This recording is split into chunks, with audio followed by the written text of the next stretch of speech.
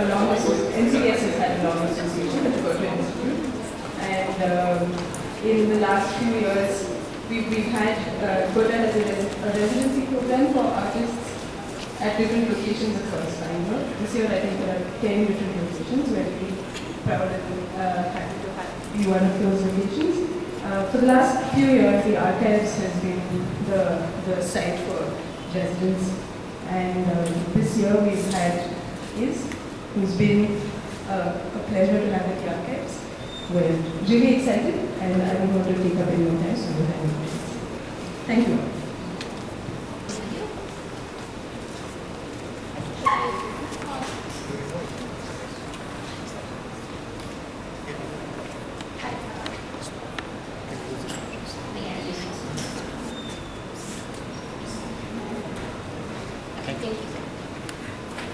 Okay.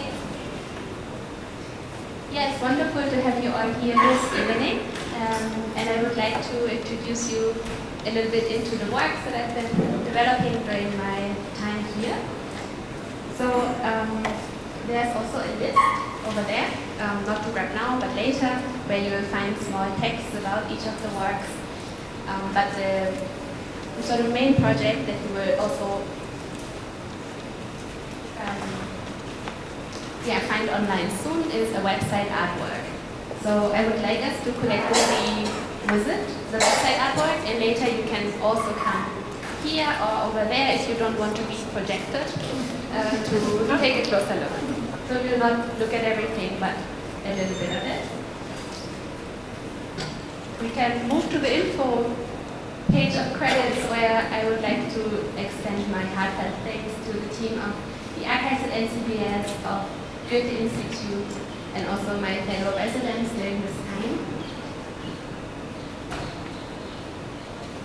Yeah, and the website itself relates to my interest in networks, and throughout the website I'm telling 3 stories. One is about manifestations of internet infrastructures, one on network ecologies in the city. My cane has fallen during this residency every I would say days, but it's been hours. And the third story is about echoes of a network past in the archives. So we can briefly start with this story, which is about a walk through Indianaga. And it reads, walking through Indianaga, the sky was all gray and cables. When we follow the cables, there's multiple points of departure where we can go. Does anyone have a preference where we should go next? Whose internet? Whose internet?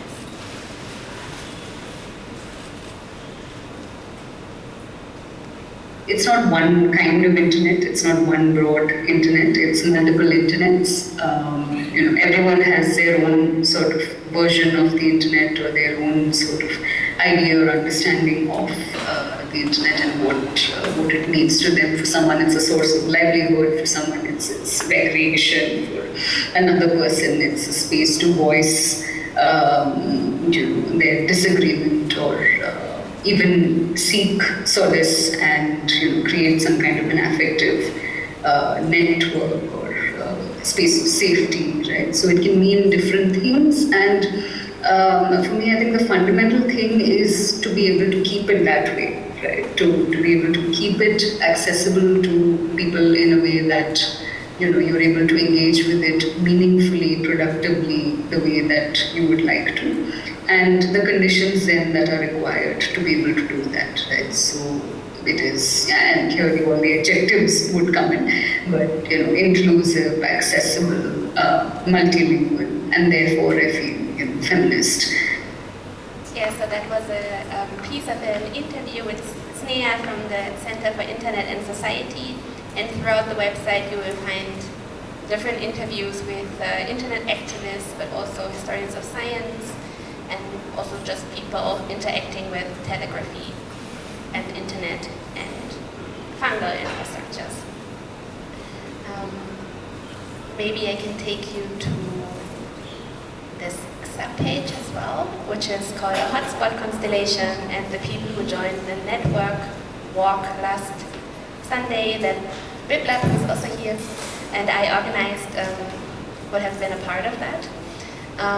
We measured the size of a hotspot and did that through participatory performance with yarn. And if you look up, you can see also pieces of yarn installed now in a fixed or permanent way that are also in the length of a hotspot. So a lot of the work has been on materializing otherwise hidden networks.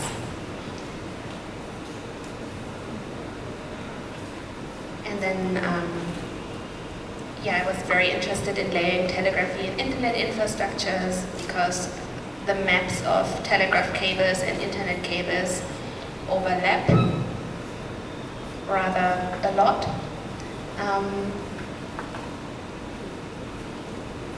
So there's different subpages about that. There's a short interview or audio snippet on Ria's mom sending her last telegram.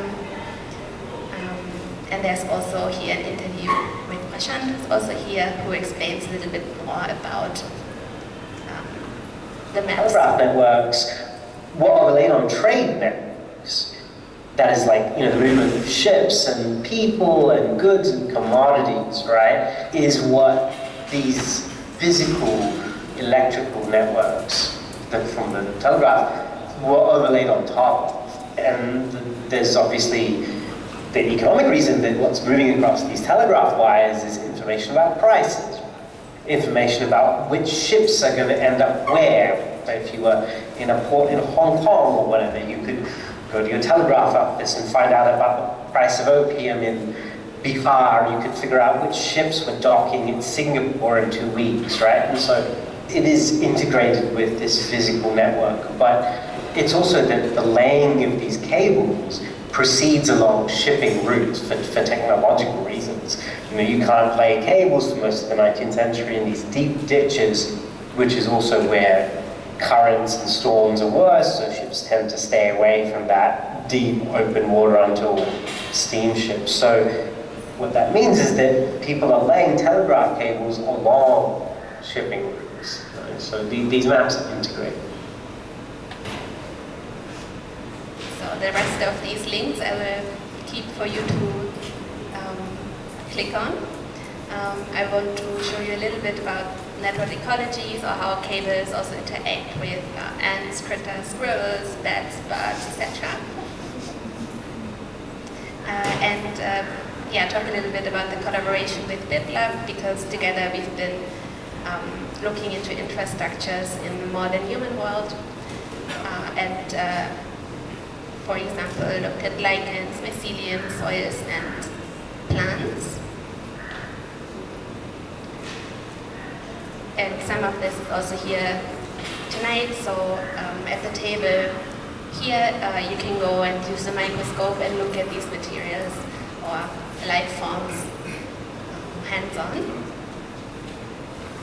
Yeah, and together we did this network walk that you can also follow here on the website.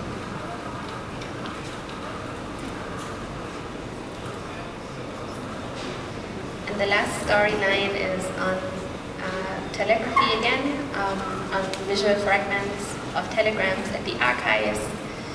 There's a short film and also another interview on that that I encourage you to check out. And it would be really lovely if people could even come here and just use the laptop so other people can also see how you experience the website. But I don't want to talk or take up too much time with this guided tour, so please go ahead, take a look around. And I think through doing that you will also find out more about the other works, because they are hidden in some way in the website. All right, thank you so much. Thank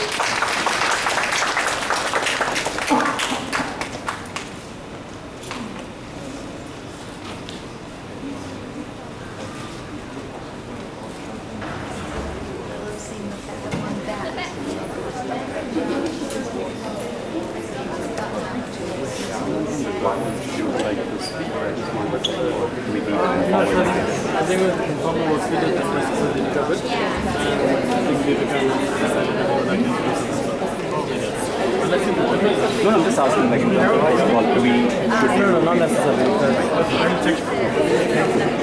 Yeah, this thing. A tripod is just this thing. It was a very, very weak tripod while recording some versions. I think balance not putting it out. Play around? I mean, I've seen it. I mean, if you play around and others will see what you're seeing. Yeah, just click anything. It's relatively robust.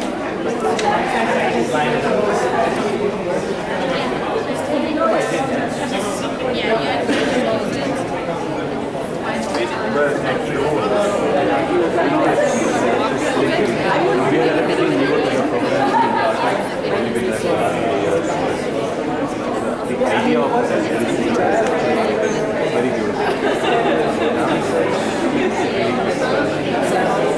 It brings a benefit to the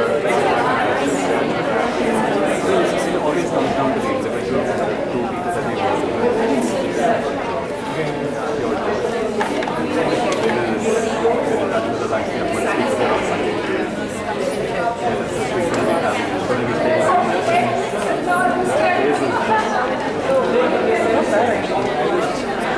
When you started, I was worried that what are you going to do in 6 weeks?